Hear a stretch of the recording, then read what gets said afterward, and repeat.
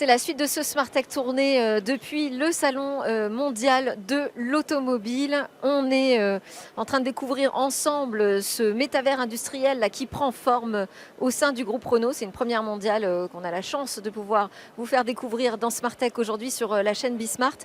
Je suis toujours en compagnie d'Éric Marquiol, donc Senior Digital Officer Industrie et Qualité. Merci d'être resté avec nous. Et désormais, nous sommes rejoints par Nicolas Estève, le directeur en charge de l'ingénierie du système industriel chez Renault Group.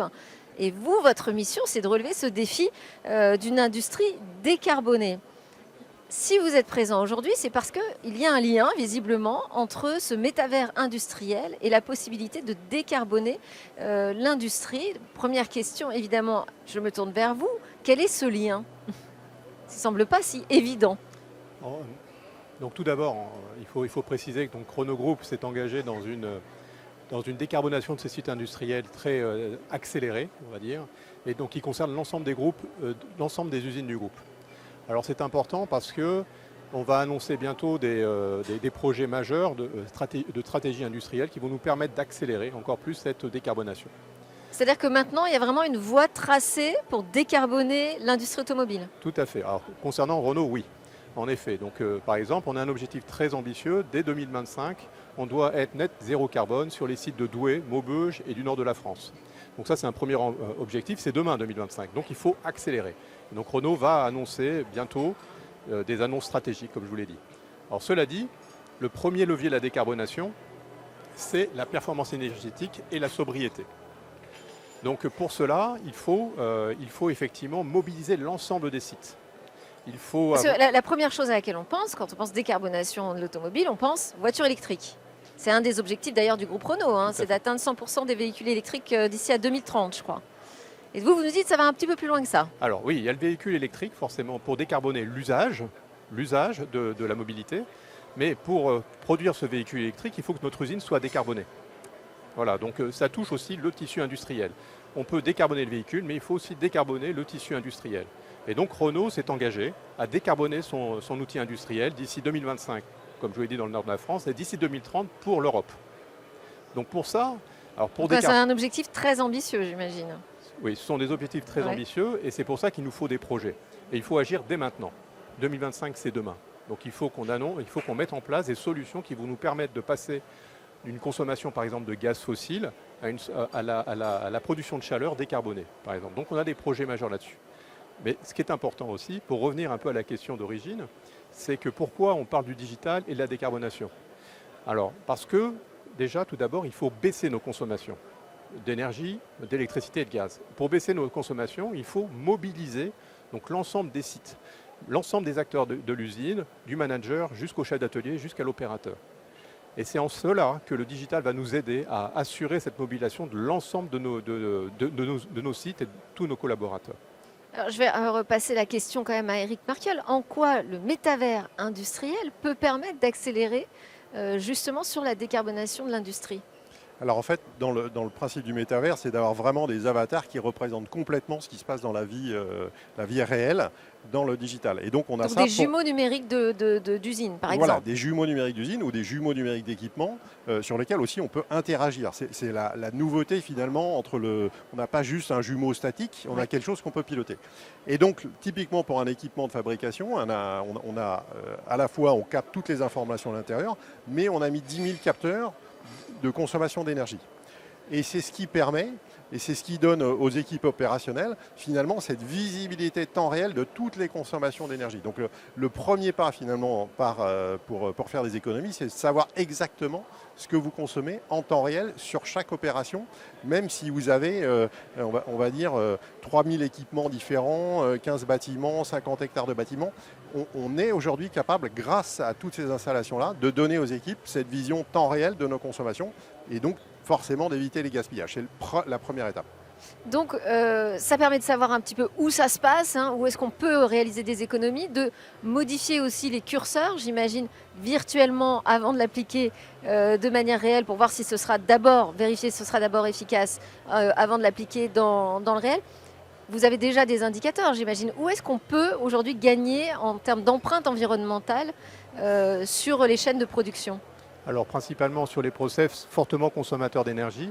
Donc on parle de la peinture. Le process peinture représente à peu près dans une usine véhicule classique à peu près 50% de la consommation d'énergie. Donc il faut changer les modes de fonctionnement des process peinture et c'est en cela que le digital va nous aider. Un des gros challenges, par exemple, quand on démarre une peinture, il faut la démarrer. Il faut qu'elle soit chauffée pour quand le premier véhicule arrive, on n'ait pas de problème qualité. Et puis il faut l'arrêter. Et donc en fait, il faut établir la plage de chauffage pour justement garantir la qualité et aussi baisser nos consommations. Et c'est en ça que le digital, l'intelligence artificielle va nous permettre de déterminer l'optimum, mais l'optimum aujourd'hui, mais aussi l'optimum demain. Parce que cet optimum, il va changer tous les jours en fonction des conditions atmosphériques, en fonction du volume de production, en fonction de la journée de la veille.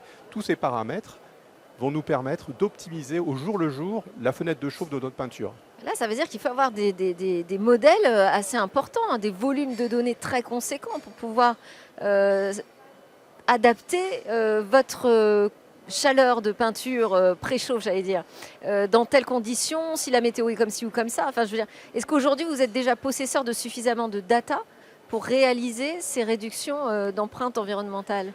Oui, alors je vais répondre en termes. Parce que l'objectif 2025, c'est proche quand même. Hein. C'est pour ça qu'on parle d'industrie métaverse. Ça veut dire que nous, notre objectif, c'est de collecter la donnée et l'utiliser partout. La même donnée partout. Donc c'est ça l'enjeu. Donc cette donnée, on l'a. Après, il faut de l'intelligence pour l'optimiser. Cette intelligence, on l'a aussi dans nos sites, en fait. Parce qu'on sait optimiser une peinture. Mais l'enjeu, c'est de l'optimiser tout le temps. C'est ça l'enjeu. L'enjeu pour un constructeur automobile comme Renault. Alors, oui. Si je peux peut-être rajouter un point par rapport à ça. Donc, comme j'ai expliqué tout à l'heure, on a standardisé cette donnée. Ça veut dire que les données qu'on capte sur la peinture de Douai ou la peinture d'un autre site industriel, on les a mis dans la même forme. Donc, quand les équipes de Nicolas ont trouvé une bonne solution, etc., on est très facilement capable de l'appliquer sur nos autres sites grâce à cette standardisation de nos modèles. Et le deuxième point, c'est qu'on a mis des outils de big data à disposition de nos opérationnels, ce qu'on appelle le self-service big data, ce qui fait qu'il n'y a pas seulement les experts des équipes de Nicolas qui peuvent trouver des optimisations, mais on donne la main finalement aux opérationnels sur les sites pour eux-mêmes faire de la simulation et de la modélisation. Donc c'est vraiment ça, c'est aussi cette démocratisation que permet le métavers industriel sur l'utilisation du big data, sur les chefs d'atelier, avec tout un plan de formation qu'on met en œuvre. On a cité l'exemple de la peinture. Est-ce qu'il y a d'autres points comme ça stratégiques sur lesquels vous pouvez avancer assez rapidement avec ce métavers industriel? Donc, on avance effectivement très rapidement grâce à cette industrie métaverse. Alors tout d'abord, on a dit le management. Et donc pour pouvoir manager l'énergie, il faut du monitoring. Donc il faut, comme Eric l'a expliqué précédemment, donc avoir des données en temps réel de l'ensemble de nos process. Donc tout d'abord, pour avoir fait ça, on a connecté tous nos sites. Donc tous nos sites aujourd'hui, nos 24 usines, nos 30 usines, sont connectés à notre système de monitoring de l'énergie. Et c'est en cela, et donc tous les jours, le chef de département, il a sa consommation de la veille pour tel process. Il peut comparer deux process équivalents. Il peut analyser et comprendre pourquoi ce process consomme plus que l'autre et réagir tout de suite. Donc on améliore l'agilité, la réactivité grâce au métaverse. C'est ça l'enjeu. Donc le management. Alors dans l'industrie, on est totalement mobilisé pour les économies d'énergie à double titre, pour la décarbonation, mais aussi pour la crise de l'énergie actuelle. Et donc on a déjà des très très bons résultats. Et ce qu'on veut faire avec le digital, c'est d'installer en fait ce management. Donc le monitoring et ensuite l'intelligence artificielle et les modèles prédictifs. Et on a tout en fait. Alors oui, sur la partie prédictive, sur quoi on peut travailler? Quels sont les leviers? Où est-ce que l'IA prédictive peut être intéressante sur la décarbonation? Alors, typiquement, on a aussi des processus sur lesquels, aujourd'hui, qui sont des processus très nouveaux, sur lesquels, quand on démarre, on va avoir un taux de rebut de pièces ou de fabrication qu'on va devoir jeter parce qu'on n'est pas au bon niveau de qualité. Et donc, le digital permet, en analysant l'ensemble des paramètres que nous avons dans les installations, de faire des pentes d'amélioration bien plus rapides que ce qu'on faisait, on va dire, dans le monde traditionnel. En 6 mois, on a divisé par 10, par exemple, des loupés d'injection aluminium de pièces qu'on retrouve ici. Et ces pièces-là, c'est de la chaleur pour les fabriquer, c'est de l'électricité, etc. Et donc, le digital et l'intelligence artificielle, dans l'optimisation de processus complexes, nous permet d'accélérer dans le démarrage des nouvelles technologies. Parce que vous savez qu'on est dans un monde avec plein de ruptures technologiques dans l'industrie automobile et il faut que non seulement on démarre des nouvelles technologies, mais qu'en plus qu'on soit très performant le plus rapidement possible sur ces innovations. Et c'est ce que permet le métavers industriel. Quand vous avez démarré ce projet de métavers industriel, j'imagine que ce n'était pas là il y a quelques semaines.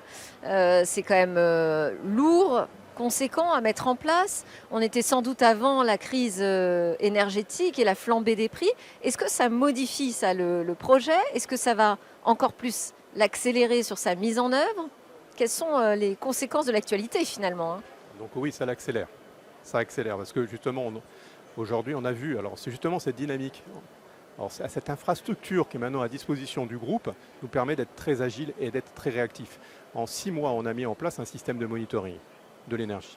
Alors, qui n'était pas stratégique il y a un an et demi. Il est devenu stratégique par la décarbonation et on a accéléré via la crise énergétique. Donc c'est devenu une priorité et ça a permis d'être mis en œuvre très rapidement. Tout à fait, mais de manière très agile. Ça, on n'a pas mis une équipe monstrueuse pour pouvoir déployer un système de management de l'énergie dans l'entreprise. On a mis 6 mois. Mais simplement, et ça a été défini par mes collaborateurs, par les équipes de l'informatique, par les collaborateurs d'Éric Marquiol. On a défini le cahier des charges et on a mis ce qu'on avait besoin. Donc ce qu'on dit, c'est homemade. On a mis notre propre système homemade. Et surtout, cette architecture va nous permettre de le faire évoluer. Et donc, on va constamment s'adapter aux enjeux en fait, de l'industrie sur l'énergie, ce qui est donc un potentiel énorme. Donc ça va en même temps avec une réduction des coûts. En fait, ce métavers, c'est aussi une façon de trouver une meilleure économie, d'affiner le business model. Absolument, tout à fait. Enfin, dans les objectifs de métavers, on a des réductions de coûts très importantes. Plus de 300 millions d'euros qu'on va aller chercher sur les frais de fabrication, 260 millions d'euros de réduction de stock. Des vitesses, comme je disais, moins de 40% sur le ramp-up, les vitesses de montée en cadence. Voilà, donc c'est vraiment une transformation et une contribution très significative à la performance industrielle de Renault et à la transformation, quoi. Et à la transformation, qui est vraiment les enjeux de la Renaulution que nous avons. Alors, on n'a pas parlé ensemble de toute la partie aussi formation sur place dans les usines. Ça, j'imagine, c'est un gros sujet sur la partie métavers industriel. Absolument. On n'a pas que des robots, on a encore des hommes dans les usines. Exactement. Donc, typiquement, on a encore des opérations, que ce soit de temps en temps en opération spéciale, ou je vais reprendre l'exemple de la peinture. Vous devez apprendre finalement à peindre un capot ou à peindre une porte. Tout ceci se faisait autrefois, on va dire, devant une caisse qu'on devait cafuter, en utilisant de la peinture et du solvant, avec des problèmes de nettoyage, etc. Parce que vous entraîniez à peindre 10, 15, 20 fois, 30 fois la même porte avant d'avoir le même sujet. Donc la débauche de temps et d'énergie également. D'énergie, de solvant aussi, enfin voilà, de pollution. Et aujourd'hui, toute cette formation, on la réalise en mode immersif. C'est-à-dire que vous mettez un casque de réalité virtuelle, vous avez un pistolet de peinture c'est vraiment un pistolet de peinture le même que vous avez en chaîne. Vous avez le tuyau d'alimentation de la peinture et vous vous entraînez à faire la peinture en virtuel et vous voyez la zone, si vous avez mis trop de peinture, pas assez de peinture, etc. Et vous pouvez donc gagner, divisé par 4 ou par 5, finalement, le temps de formation grâce à ces outils de réalité immersive. Tout à l'heure, je vous posais la question, est-ce que c'est le premier d'une série? Est-ce que ça va être décliné sur site localement? Mais dit non, c'est un métavers qu'on va pouvoir utiliser ensuite partout. Mais ces formations, typiquement, elles se feront dans un centre en particulier où on aura des accès locaux sur chaque site? Exactement. Donc typiquement, l'exemple que je vous cite, il est déployé sur tous les sites où nous avons de la peinture. Voilà. Donc ils peuvent se connecter et faire non seulement ils peuvent, mais ils se connectent aujourd'hui et ils font ces formations en réalité immersive. On a aussi de la simulation pour les opérations de ce qu'on appelle nous de picking kitting, la partie un peu supermarché d'approvisionnement des pièces. Et là, on peut aussi simuler de manière complètement immersive l'implantation que nous allons mettre pour faire finalement bon du premier coup et éviter les gaspillages.